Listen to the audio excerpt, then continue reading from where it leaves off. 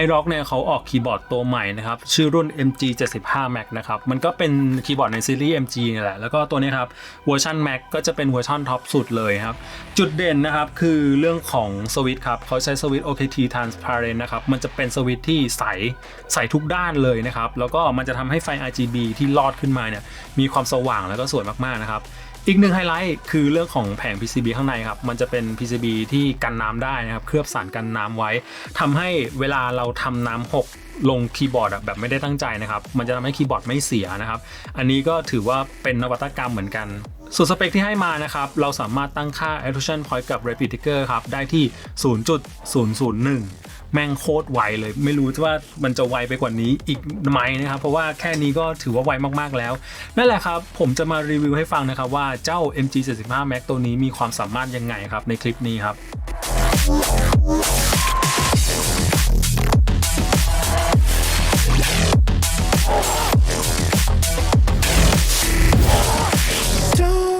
ก็ร้านบิ๊กเพนกวินครับตัวจริงเรื่องคีย์บอร์ดนะครับเป็นตัวแทนจำหน่ายแบรนด์ iRock ในไทยเจ้าเดียวอย่างเป็นทางการนะครับเขาก็ได้นำเข้ามาทั้ง5สีเลยนะครับซึ่งแต่ละสีเนี่ยก็จะมีความสวยแตกต่างกันแต่ทุกสีเนี่ยตัวคีย์แคปนะครับมันจะเป็นคีย์แคปแบบใสนะครับทำให้เวลาไฟ RGB มันลอดผ่านเนี่ยมันจะมีความสว่างแล้วก็สวยมากอันนี้ครับผมรีเควสเป็นสีดำเลยเพราะผมคิดว่าสีดำเวลามันตัดกับสีไฟ RGB มันน่าจะมีความสวยมากๆเลยเดี๋ยวจะเปิดไฟให้ดูแล้วกันว่ามันจะสวยแค่ไหนตัวคีย์บอร์ดครับเป็นแบบ 75% นะครับก็จะมีเรื่องของแถว F-row เนอะแล้วก็เคอร์เซอร์ลูกศรแล้วก็ 75% ตัวเนี้ยครับผมรู้สึกว่ามันจะเป็นคีย์บอร์ดที่มีความกระทัดรัดมีความสั้นอยู่นะคือมันจะมีความสั้นกว่าคีย์บอร์ด 10 keyless ทั่วไปนะครับเพราะว่าเรื่องของปุ่มเนี่ยมันจะมีความอยู่ติดชิดกันนะครับก็จะช่วยประหยัดพื้นที่ในการวางเหมือนกันแล้วก็วัสดุครับเป็นอลูมิเนียมงานประกอบโคตรดีเลยคีย์บอร์ดตัวนี้มีน้ำหนักพอสมควรนะงานประกอบดีมากแน่นปึกเลยนะครับอลูตัวนี้เก็บงานดีครับพวกมุมต่างๆเนี่ยเขาจะมีการลบคมอยู่นะจะมีการลบคมนะครับไม่บาดนิ้วไม่บาดมือเรานะงานประกอบโอเคมากเลยครับหัวการเชื่อมต่อเป็น Type C อยู่ฝั่งซ้ายนะครับอยู่ตรงนี้นะโครงสร้างเป็นแบบแกสเก็ตนะครับแล้วเราสามารถดึงฝาเฟรมด้านบนออกดื้อๆได้เลยนะครับเดี๋ยวผมขอลองหน่อยโอเคนี่เพื่อนๆเราสามารถดึงออกดื้อๆได้เลยนี่นะครับดึงออกมาเราก็จะเห็นเรื่องของโฟมที่เขาบุมาไม่รู้เพื่อนๆเห็นไหมมันจะมีทั้งโฟมมีทั้งซิลิโคนนะครับดำๆตรงนี้นะเดี๋ยวเปิดตรงนี้ให้ดูดีกว่านี่นะครับนี่พวกโฟมพวกซิลิโคนที่เขาบุมานะครับก็จะช่วยดูดซับแรงกระแทกดูดซับเสียงนะครับแล้วก็นี่ PCB ที่เขากันน้ำเพื่อนๆเวลาถ้าเกิดเราเอาน้ำสาดตรงนี้นะครับไม่พังนะครับแต่อย่าให้โดนหัว Type C นะถ้าเกิดน้ำเข้าหัว Type C อันนี้พังนะครับแต่ถ้าเกิดน้ำมันเข้าพวก PCB อันนี้ไม่เป็นไรนะครับแต่ก็ต้องบอกก่อนว่าคีย์บอร์ดตัวนี้มันกันน้ำก็จริงนะครับแต่น้ำมันก็อาจจะเข้าไปขังในโฟมนะครับทำให้ถ้าเกิดเวลาเลอะน้ำจริงๆเราก็ต้องทิ้งไว้ให้แห้งก่อนนะครับเพื่อที่จะทำให้ประสิทธิภาพการใช้งานมันดีที่สุดเนาะขาวๆตรงนี้เพื่อนๆมันจะเป็นซิลิโคนนะครับเวลาเราลงน้ำหนักในการพิมพ์มันก็จะช่วยดูดซับแรงกระแทกนะครับทำให้เสียงการพิมพ์ดีเหมือนกันเดี๋ยวทดสอบให้ดูท้ายคลิปด้วยกันด้านหลังนะครับด้านหลังอลูตรงนี้เป็นลายฉลุเล็กๆนะก็เห็นไหมประมาณนี้นะครับแล้วก็ไม่ได้มีขาปรับระดับความสูงนะครับเนื่องจากคีย์บอร์ดมันหนักเนอะแต่ก็ความชันผมรู้สึกว่าโอเคนะไม่แบนนะครับไม่ใช่คีย์บอร์ดแบนนะไฮไลท์ของซีรีส์ MG นะครับคือเรื่องของคีย์แคปนะครับซึ่งเขาจะเป็นคีย์แคปแบบใส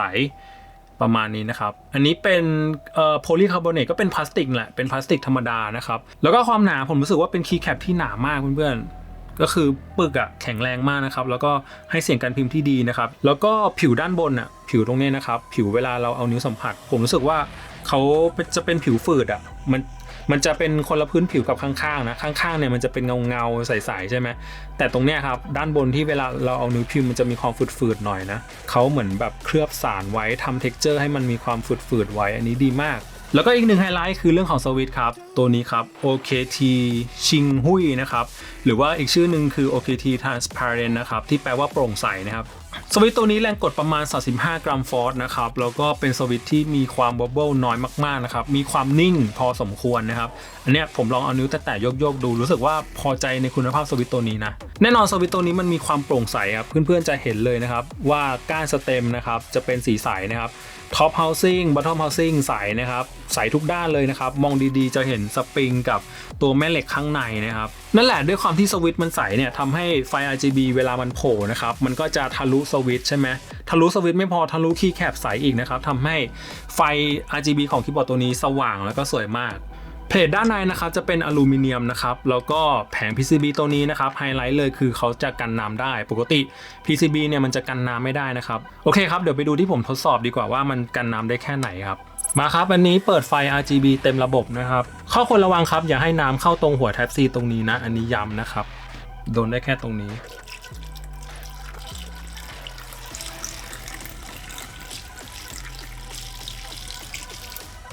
นี่ครับยังกดได้อยู่นะครับยังกดได้อยู่นะครับนั่นแหละฮะเปียกหมดเลยครับสิ่งที่ผมอยากลองคือผมอยากลองถอดข้างในดูเพื่อนๆว่าเขาจะเป็นยังไงคือข้างในมันก็เลยครับเพื่อนๆข้างในมันก็แบบเนี่ยมีน้ำขังนะครับนี่ซิลิโคนข้างในนี่คือแบบชุ่มเลยนะซิลิโคนข้างในคือชุ่มเลยนะยังโอเคอยู่นะครับไฟยังติดอยู่นะยังใช้งานได้จริงนะเนี่ยเพราะว่าตรงนี้มันกันน้ำนี่แหละครับแต่ตรงนี้ครับตรงนี้ห้ามโดนน้ำด้านบนเนี่ยตรงนี้ห้ามโดนน้ำนะก็โอเคครับเดี๋ยวเราต้องไปผึ่งลมนะเราจะปล่อยให้น้ำขังไว้ไม่ดีนะครับนั่นแหละกันได้จริงนะครับเพียงแต่ว่า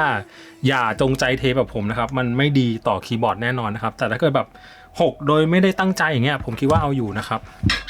โอเคประมาณนี้ฮะก็ยังไว้ก่อนนะครับอย่าทำตามในคลิปนะครับอันนี้ผมแค่สาธิตได้ดูเฉยๆนะครับคือมันกันน้ำได้ก็จริงนะครับแต่พอเวลาน้ำมันลงเข้าไปในเพลทลงเข้าไปในโฟมลงเข้าไปในซิลิโคนเนี่ยมันก็อาจจะทำให้การใช้งานไม่ค่อยเต็ม 100% เท่าไหร่นะอาจจะต้องทิ้งให้คีย์บอร์ดมันมีความแห้งนะครับก่อนที่จะใช้งานต่อไปนะอันนี้ก็อย่าไปทำตามแล้วกันสวิตช์ตัวนี้ผมรู้สึกว่าเป็นสวิตช์ที่ใช้แรงกดไม่เยอะเลยนะครับกดนิดนึงก็ทำงานแล้วก็เสียงมันจะออกแนวแหลมๆหน่อยนะOKT Thailand ตัวนี้ออกแนวแหลมๆหน่อยเดี๋ยวลองไปฟังเสียงที่ผมได้ทดลองพิมพ์กันครับว่าเสียงเป็นยังไงครับตัวนี้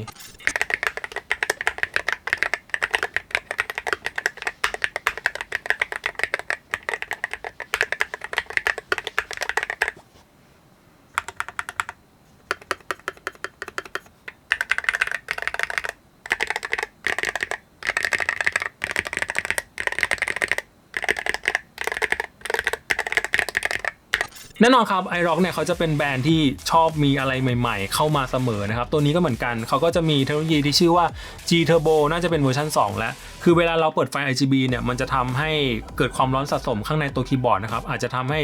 ค่า Repeticker ต่างๆมีความเพี้ยนนะครับแต่ด้วยอัลกอริทึมตัวนี้มันจะทำให้คีย์บอร์ดมีความนิ่งไม่เพี้ยนนะครับถึงแม้ว่าตัวคีย์บอร์ดมันจะร้อนมีไฟ RGB ร้อนๆแบบเนี้ยมันก็จะทำให้ไม่เพี้ยนนะครับทำให้เราใช้งานได้มีความแม่นยำเสมออันนี้ก็เป็นข้อดีของเขาแหละคือสรุปง่ายๆเลยเทคโนโลยีต่างๆที่เขายัดมามันจะทำให้คีย์บอร์ดมีความเสถียรมีความนิ่งค่าอะไรต่างๆไม่หลอนไม่เพี้ยนประมาณนี้ฮะแน่นอนครับตั้งค่าผ่านเว็บได้นะครับกดเข้ามานะครับการตั้งค่าแมกเนติกครับก็ตรงนี้กดเลือกทุกปุ่มนะครับแล้วก็เราสามารถเลือกได้ที่ต่ำสุดนะครับ 0.001 ซึ่งแม่งเป็นค่าที่น้อยมากๆเลยผมไม่รู้ว่ามันจะมีแบรนด์อื่นๆที่ต่ำกว่านี้ไหมแต่ผมรู้สึกว่าเอาจริงๆเวลาผมเทสนะครับแมกเนติกเนี่ยผมก็จะปรับแค่ 0.1 ถึง 0.3 ผมรู้สึกว่าแค่นี้มันก็ไวแล้วซึ่งอันเนี้ย 0.001ผมก็ได้ลองเล่นดูนะแต่ก็ส่วนตัวนะอันนี้ส่วนตัวผมอาจจะแก่แล้วก็ได้แต่ผมก็ไม่ได้รู้สึกว่ามันจะมีความเร็วจนแบบรู้สึกว่ามันว้าวขนาดนั้นน่ะคือมันก็เร็วแหละแต่มันก็เป็นความเร็วที่ผมไม่ได้รู้สึกตื่นเต้นหรือแปลกใจอะไรเท่าไหร่นะครับเพราะว่า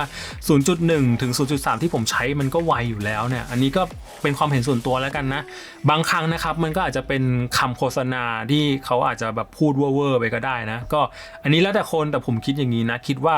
ถึงแม้มันจะปรับ 0.001 ไม่ได้นะครับแต่ผมก็รู้สึกว่ามันก็ไวอยู่ดีนะครับเพราะฉะนั้นเรื่องนี้เพื่อนๆไม่ต้องไปซีเรียสนะ Repeticker ก็เหมือนกันนะครับ 0.001 เหมือนกันนะครับแล้วก็พวกค่าต่างๆนะครับ Dead Zone อะไรสามารถตั้งได้เนาะซึ่งคิดว่ามันก็เป็นเรื่องเบสิกและในยุคนี้นะครับอย่าลืมกดเซฟนะครับการตั้งค่าไลท์อันนี้ผมชอบมากเพราะว่ามีโหมดไฟเยอะมากนะครับแล้วก็แน่นอนมันจะมีการแสดงผลแบบเรียลไทม์เลยเพื่อนๆดูนะนี่ผมลองปรับให้ดูนะครับนี่แบบเรียลไทม์เลยอันนี้เป็นความสว่างสุดนะครับอันนี้ความสว่างสุดคือด้วยความที่อันนี้ผมก็เปิดไฟอยู่อันเนี้ยมันสู้แสงไฟมากนะโคตรสวยเลยเพื่อนๆดูดิเอ้ยเอฟเฟกต์นี้สวยว่ะเพิ่งเห็นการตั้งค่าแอคชั่นครับคิดว่าต้องอธิบายไหมอ่ะมันก็คือทั่วไปแหละนะ SOCD PGL MT DKS นะครับก็ส่วนตัววัยรุ่นอย่างเราก็ SOCD เนาะเพื่อนๆในยุคปัจจุบันเนี่ยผมรู้สึกว่ามันก็มีคีย์บอร์ดแมกเนติกออกมาเยอะมากๆนะครับหลายๆแบรนด์จีนหลายๆแบรนด์เนี่ยออกมาเยอะมากๆแต่มันก็ส่วนตัวนะผมแอบรู้สึกว่ามันจะมีความเหมือนกันไปหน่อยมันก็พวก execution point ต่ำๆเนอะหน้าตาเหมือนกันหลายๆอย่างมีความเหมือนกันนะครับมีความไวพอๆกันนะครับแต่ตัวเนี้ย MC45 Max ผมรู้สึกว่าค่อนข้างแตกต่างกับตัวอื่นๆในตลาดอย่างแรกเลยคือไอ้ OKT Transparent เนี่ยมันเป็นสวิตช์ใสที่ผมก็เพิ่งเคยเจอเหมือนกันปกติเราก็จะเจอพวกสวิตช์ใสเหมือนกันแต่ก้านสเต็มมันก็จะไม่ใสใช่ไหมก้านสเต็มก็จะเป็นสีทึบแต่ตัวเนี้ยก้านสเต็มก็เป็นสีใสทุกอย่างแม่งใสหมดเลยมีความไฟทะลุมากๆสวิตช์ใสไม่พอคีย์แคปดันใสอีกนะครับทำให้แสงไฟค่อนข้างสวยมากๆเลยเป็นคีย์บอร์ดหนึ่งตัวที่ไฟสวยเป็นระดับต้นๆเลยนะอันนี้ความเห็นของผมนะผมรู้สึกอย่างนั้นนะก็แนะนำนะครับสำหรับคนที่อยากจะหาคีย์บอร์ด HE ไวๆตัวนี้ 0.001 มันไวแน่นอนไม่รู้จะมีไวกว่านี้ไหมนะเพราะว่าแค่นี้มันก็ไวสุดๆแล้วนะครับแล้วก็ไฮไลท์เด่นๆผมคิดว่าน่าจะเป็นไฟ RGB ที่มันสว่างแล้วก็สวยมากนะครับแล้วก็เรื่องอื่นคิดว่าน่าจะเป็นเรื่องของงานประกอบนะเพราะว่างานประกอบ iROG ผมรู้สึกว่าพอใจเลยงานประกอบดีมากคีย์บอร์ดเนียบมากนะครับเอาจริงๆเรื่องของการกันน้ำนะครับผมคิดว่าเหมือนเป็นของแถมมากกว่าคือมีก็ได้ไม่มีก็ได้เพราะว่าผมคิดว่าน้อยคนน่ะที่จะทำน้ำหกใส่คีย์บอร์ดเต็มๆแบบขนาดเนี้ยก็รู้ไว้แล้วกันว่าถ้าเกิดโดนน้ำแล้วมันไม่พังแค่นั้นแหละก็ถือว่าดีครับแต่ก็ถ้าอย่าลืมนะครับถ้าเกิดมันโดนจริงๆก็ควรจะถอดมาแล้วผึ่งลมให้แห้งนะครับเพราะว่าข้างในมันก็มีทั้งอลูมีทั้งโฟมนะครับที่มันควรจะต้องเป็นสิ่งที่มันไม่ควรเปียกไม่ควรชื้นก็อย่าลืมครับBitfuquinนำเข้ามาขายนะครับเพราะฉะนั้นเขาจะมีประกันไทยนะครับมีประกันศูนย์ภัยถ้าเกิดปัญหาอะไรก็ติดต่อBitfuquinได้เลยนะครับไปช้อปปิ้งกันแล้วกันเพื่อนๆคิดว่าเป็นหนึ่งตัวที่มีความแตกต่างกับคีย์บอร์ดแม่เหล็กตัวอื่นในตลาดเพราะว่าช่วงนี้อย่างที่ผมบอกมันมีความคล้ายๆกันมากเลยหน้าตาคล้ายๆกันสเปคคล้ายๆกันก็มีเจ้าเนี่ยแหละที่รู้สึกว่าจะมีความโดดเด่นกว่าใครเพื่อนมีความน่าสนใจพอสมควรเลยแล้วก็ไฟของเขาพิจารณาดูเองแล้วกันว่าควรจะเสียตังค์ไหมครับเพื่อนๆ